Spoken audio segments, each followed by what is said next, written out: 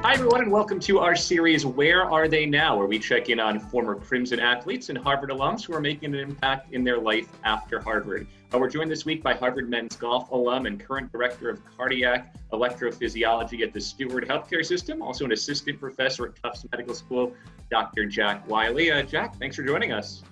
Hey, my pleasure. Nice to meet you guys. You too.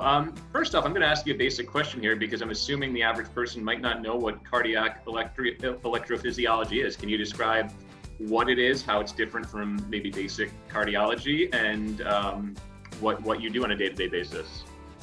Sure. My field is the specialty of cardiac arrhythmias. So we focus on treating arrhythmias like you may have heard of atrial fibrillation or SVT.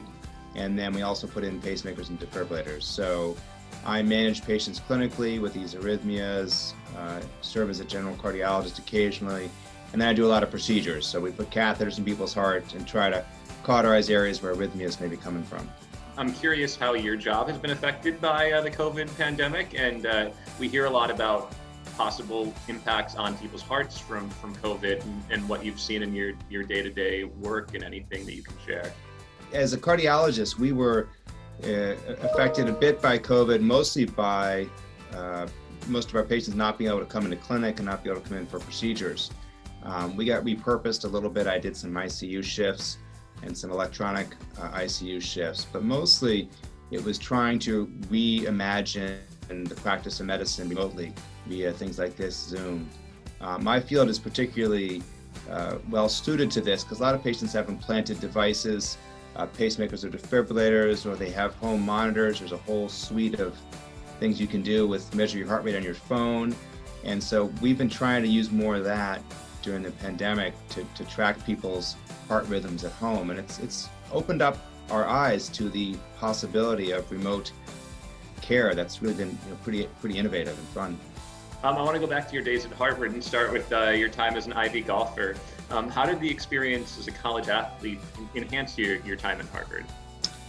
I really think it made my Harvard time unique and really special, and it's probably my fondest memories.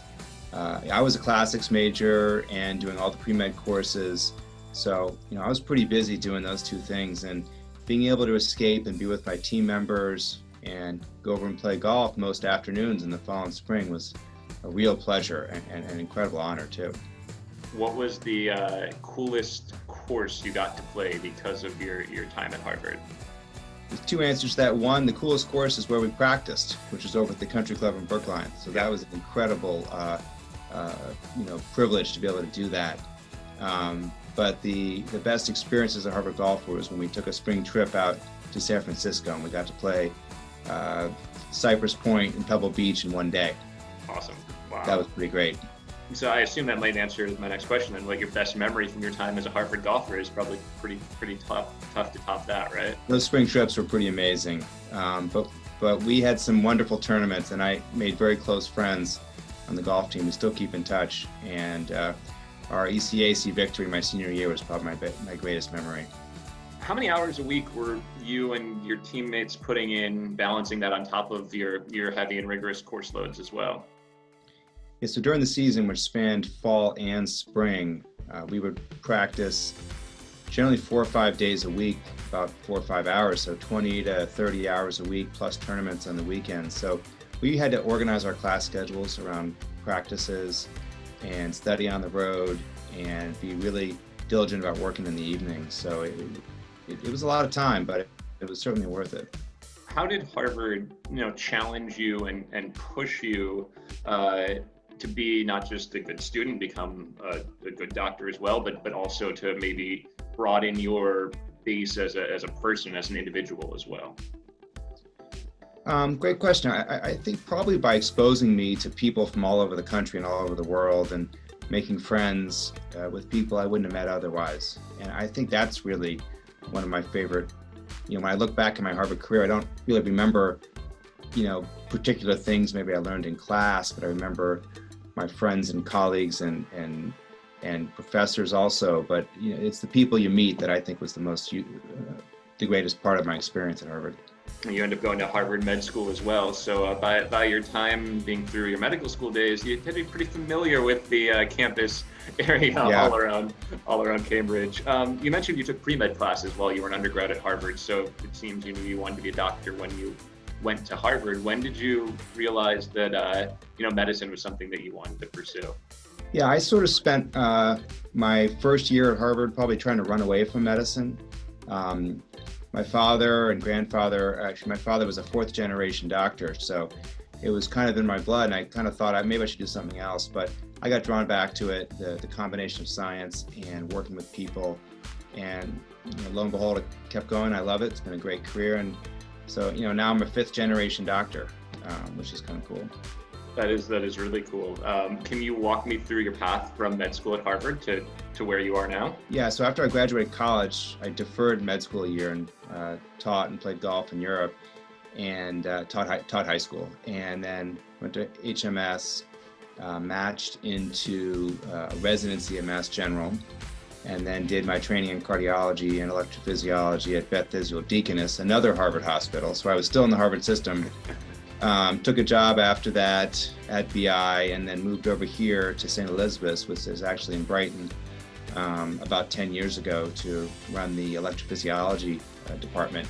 And it's been wonderful. I have a wonderful mix of patient care, procedures, research, and administration. So I really get a lot of variety in my days.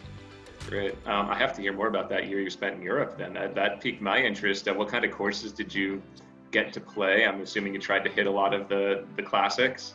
A little bit. It was mostly teaching. So I was teaching high school in Switzerland. Okay. But did coach a golf team at the high school I was teaching at, and played a little golf, mostly exploring Europe with my co-teachers and who were teaching interns with me, and really making the most of that year between college and medical school. Now, I assume you obviously have a lot on your plate these days, but do you still get to the links frequently? And if so, where's your game compared to back when you were at Harvard? The last few years I've played a lot more golf, and I've got a 10-year-old son who's pretty interested, and that's been my excuse to get back in the golf course. And so, my game is okay. I run about a 3 to 4 handicap, so I'm not quite where I was in college, but still playing pretty well. And now it's 10-year-old parent-child tournaments. And oh, yeah. So, got to go down to one of those tournaments in Florida, and you might end up with Tiger Woods caddying next to you. I don't know if you saw those pictures. Yeah, that's right, with his kids, yeah. So my son's been a great entry to get back into playing a little more frequently. And in fact, during COVID, I've played a lot more, because golf is one of the only things you can do to get out of the house, and so it's been a great excuse to play a lot more with my son this summer. Yeah, it's a lot harder to get a tee time than it was in previous years this year. Right.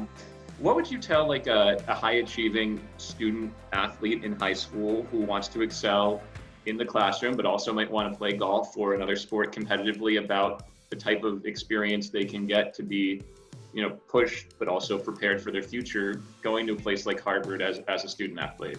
I mean, I think that there's a couple answers to that question. One is you're going to be surrounded by people who are really motivated, interested in their classes.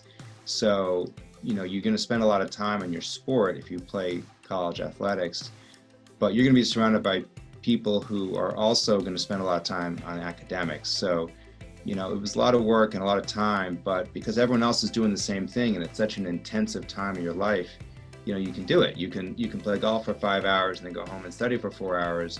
Your friends aren't goofing off and going to bars or something. They're all doing the same thing, and everyone's got something. Even if you're not playing sports at Harvard, most people have something else they're doing that's spending a lot of time. So it's such a dynamic place. You learn, and it teaches you lessons in life that you're going to work this hard and you can still have fun too. Great. Well, Dr. Jack Wylie, we appreciate your time. Thanks so much for spending some time with us. Oh, my pleasure. Thanks.